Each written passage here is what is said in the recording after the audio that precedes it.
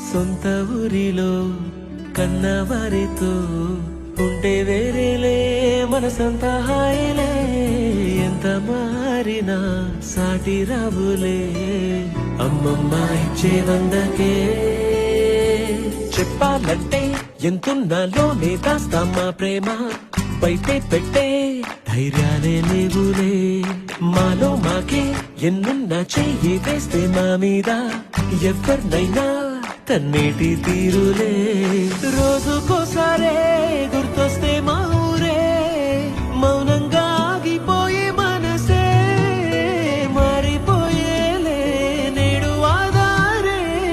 ఆనాటి మాయే మాయే దేవుడు కనిపించి ఏం కావాలని అంటే మళ్ళీ వెళ్తాం మేమంత చిన్ననాటికే.